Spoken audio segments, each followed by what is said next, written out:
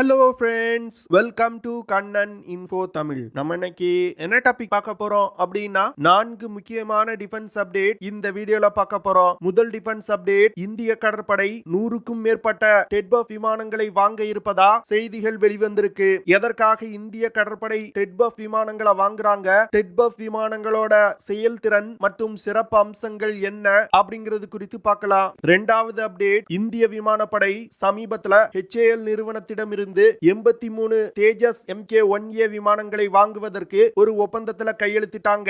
இந்த சூழ்நிலையில இந்திய விமானப்படை கூடுதலா 50 தேஜஸ் MK-1A விமானங்களை வாங்க இருப்பதா செய்திகள் வெளிவந்திருக்கு. எதற்காக இந்திய விமானப்படை திடீர்னு தேஜஸ் MK-1A விமானங்களோட எண்ணிக்கையை அதிகரிக்கிறாங்க, இந்திய விமானப்படை தேஜஸ் MK-1A விமானங்களை வாங்குறதோட திட்டம் என்ன அப்படிங்கிறது குறித்து பார்க்கலாம். மூன்றாவது அப்டேட், தேஜஸ் MK-1A விமானங்களை வாங்குவதற்கு போஸ்வானா நாடு இந்தியாவுடன் பேச்சுவார்த்தை நடத்தி கொண்டிருப்பதா செய்திகள் வெளிவந்திருக்கு. போஸ்வானா எதற்காக தேஜஸ் MK-1A விமானங்களை வாங்குறாங்க, அப்படி போஸ்வானா இந்தியாவிடம் இருந்து தேஜஸ் MK-1A விமானங்களை வாங்கினாங்கன்னா இந்தியாவுக்கு கிடைக்கக்கூடிய நன்மை என்ன அப்படிங்கிறது குறித்து பார்க்கலாம். நான்காவது அப்டேட், இந்தியாவும் இஸ்ரேலும் இணைந்து ஹைப்பர்சானிக் வேகத்தில் சென்று தாக்கக்கூடிய LORA மிசைல இந்தியாவில் தயாரிக்க இருப்பதா செய்திகள் வெளிவந்திருக்கு. LORA மிசைல எதற்காக இந்தியா இஸ்ரேலுடன் இணைந்து தயாரிக்கிறாங்க, இந்த மிசைலோட செயல்திறன் என்ன,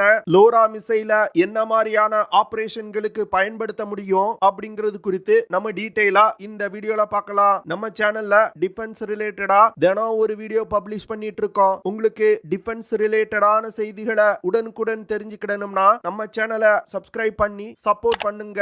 நீங்க பண்ற ஒவ்வொரு சப்ஸ்கிரிப்ஷனும் எனக்கு அடுத்தடுத்த வீடியோஸ் போடுறதுக்கு ஒரு மோட்டிவேஷனா இருக்கும். முதல் அப்டேட், இந்திய கடற்படை தளபதி ஆர் ஹரிகுமார் சமீபத்துல ஒரு பேட்டி கொடுத்திருந்தாரு. அந்த பேட்டியில 2026 வருடத்துக்குள் டெட்பஃப் விமானத்தோட டெவலப்மெண்ட் முடிக்கப்பட்டு 2031 இருந்து 32 வருடத்துக்குள் இந்த விமானத்தோட ப்ரொடக்ஷன் ஸ்டார்ட் செய்யப்படும் அப்படின்னு சொல்லியிருக்காரு. அது மட்டும் இல்லாம முதற்கட்டமா இந்திய கடற்படை 2040 வருடத்துக்குள் 45 டெட்பஃப் விமானங்களை வாங்க இருப்பதா அவர் சொல்லியிருக்காரு. சமீபத்துல இந்திய கடற்படை INS விக்ராந்த் மற்றும் INS விக்ரமாதித்யா விமானம் தாங்கி போர்க்கப்பல்ல வச்சு இயக்குறதுக்கு 26 ஃபைட்டர் ஜெட் விமானங்களை இந்திய கடற்படை வாங்க இருக்காங்க.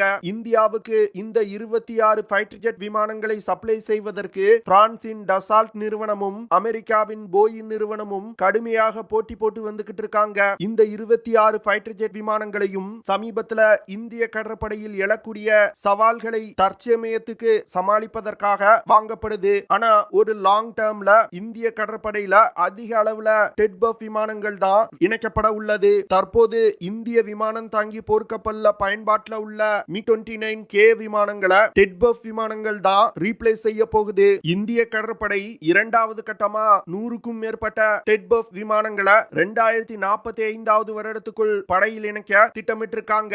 குறிப்பா சொல்லணும் அப்படின்னா இரண்டாவது இந்திய கடற்படையில் இணைய உள்ள 100 டெட்பஃப் விமானங்கள் ஒரு 5ஆம் தலைமுறை போர் விமானத்திற்கு நிகரான விமானமா இருக்கும். இந்தியா டெவலப் செய்து வரும் டெட்பஃப் விமானம் ஒரு 2 இன்ஜின் கொண்ட விமானமா உருவாக்கப்பட்டு வருது. இந்த விமானத்துல ஜெனரல் எலக்ட்ரிக் நிறுவனத்தால் தயாரிக்கப்பட்ட F414 after burning turbofan engine பயன்படுத்தப்பட உள்ளது. இந்த இன்ஜினால அதிகபட்சமா 98 கிலோநியூட்டன் த்ரஸ்ட ப்ரொடியூஸ் பண்ண முடியும். இந்தியா டெவலப் செய்யும் டெட்பஃப் விமானம் அதிகபட்சமா 26,000 கிலோகிராம் எடையை சுமந்து கொண்டு பறக்கும் வகையில வடிவமைக்கப்பட உள்ளது. இந்த விமானங்கள் மாக் 1.6 அப்படிங்கிற வேகத்துல பறந்து சென்று தாக்கும் வகையில வடிவமைக்கப்பட உள்ளது. அதாவது இந்த விமானத்தினால ஒலியின் வேகத்தை விட 1.6 மடங்கு வேகமா பறக்கும். டெட்பஃப் விமானத்துல மிசைல்ஸ், பாம்ஸ் போன்ற ஆயுதங்களை எடுத்து செல்வதற்கு 6 ஹார்ட் பாயிண்ட்ஸ் கொடுக்கப்பட்டிருக்கும். இந்த ஹார்ட் பாயிண்ட்ஸை பயன்படுத்தி அஸ்த்ரா ஏர் டு ஏர் மிசைல்கள், ஹர்பூன் மற்றும்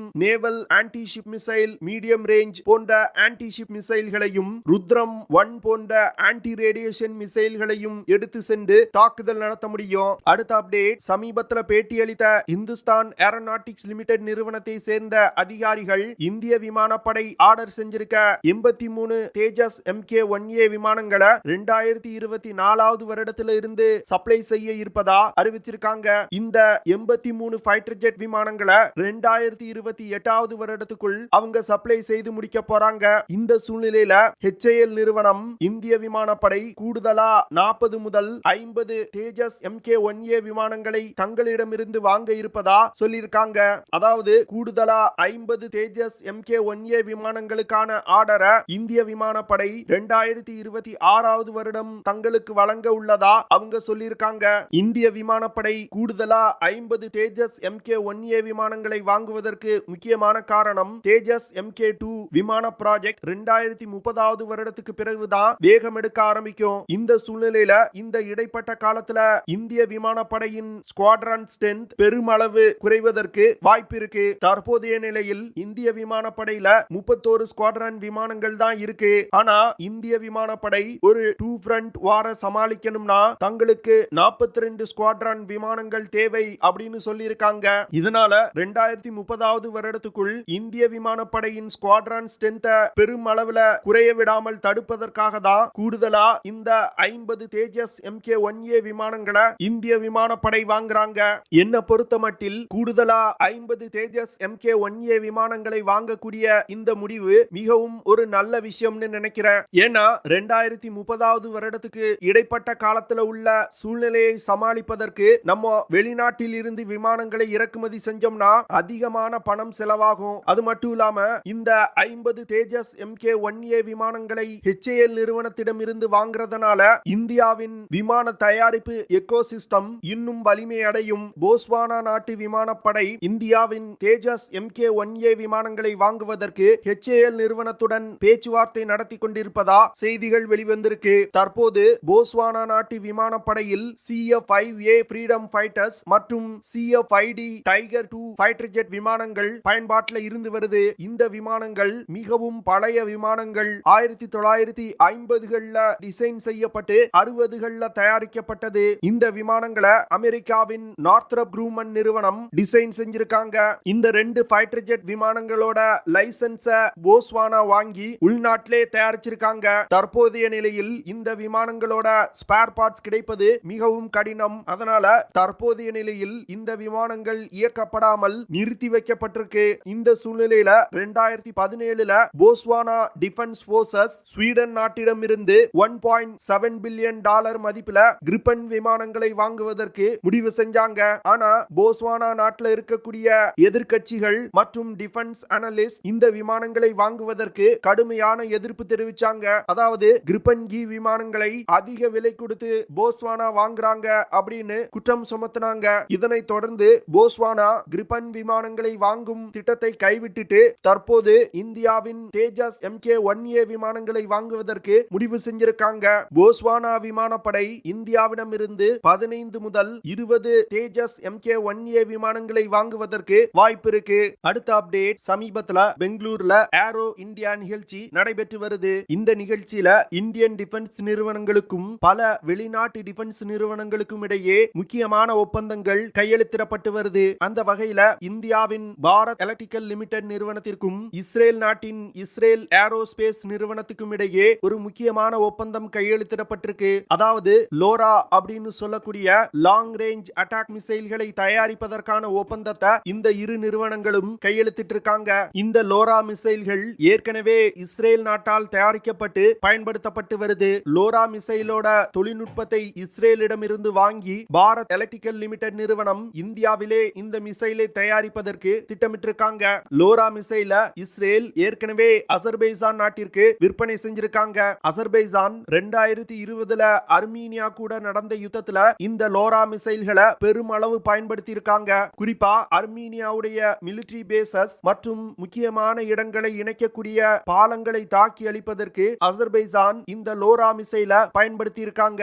லோரா மிசைல் 1.6 டன் எடை கொண்டது. இந்த மிசைல் 5.2 மீட்டர் நீளமும் 624 mm டயமீட்டரும் கொண்டது. லோரா மிசைல்னால 570 கிலோகிராம் எடை கொண்ட வெடிபொருட்களை சுமந்து சென்று தாக்குதல் நடத்த முடியும். இந்த மிசைல்னால 90 முதல் 430 கிலோமீட்டர் தூரத்துல உள்ள இலக்குகள் மீது மிக துல்லியமா தாக்குதல் நடத்த முடியும். லோரா மிசைல இந்தியா வாங்குவதற்கு முக்கியமான காரணம் இந்த மிசைலோட வேகம். ஏன்னா இந்த மிசைல்கள்னால ஹைப்பர்சானிக் வேகத்துல பறந்து சென்று இலக்குகளை தாக்க முடியும். அது மட்டும் இல்லாம இந்த மிசைலோட சர்க்குலர் எரர் ப்ராபபிலிட்டி 10 மீட்டர், அதாவது டார்கெட்ல இருந்து 10 மீட்டர் சுற்றளவு அளவுக்குள் இந்த மிசைல்கள்னால மிக துல்லியமான தாக்குதல்களை நடத்த முடியும். லோரா மிசைல்களை இலக்கை நோக்கி வழி நடத்துவதற்கு இனிஷியல் நேவிகேஷன் சிஸ்டம் மற்றும் ஜிபிஎஸ் சிஸ்டங்கள் பயன்படுத்தப்படுது.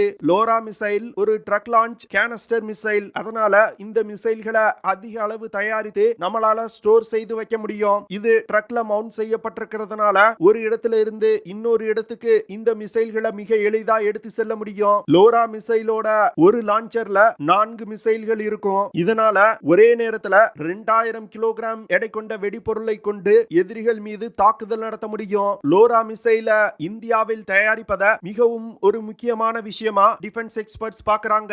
ஏன்னா அர்மீனியாவுக்கும் அசர்பைஜானுக்கும் இடையில் நடந்த யுத்தத்துல இந்த மிசைல் மிக சிறப்பா செயல்பட்டிருக்கு. அப்போ ஃபியூச்சர்ல அர்மீனியா இந்தியாவிடம் இருந்து இந்த மிசைலை வாங்குவதற்கும் வாய்ப்பு இருக்கு. இதனால துருக்கி, அசர்பைஜான் மற்றும் பாகிஸ்தான் கூட்டணிக்கு ஒரு பின்னடைவா பார்க்கப்படுது. ஓகே ஃப்ரெண்ட்ஸ், நம்ம வீடியோவோட நிறைவு பகுதிக்கு வந்துட்டோம். இதெல்லாம் தான் நான் உங்ககிட்ட ஷேர் பண்ணணும் அப்படின்னு நினைச்ச விஷயங்கள். ஐ ஹோப் நான் ஷேர் பண்ண விஷயங்கள் உங்களுக்கு பிடிச்சிருக்கும்னு நினைக்கிறேன். அப்படி பிடிச்சிருந்துச்சுன்னா ஷேர் பண்ணுங்க, லைக் பண்ணுங்க, கமெண்ட் பண்ணுங்க.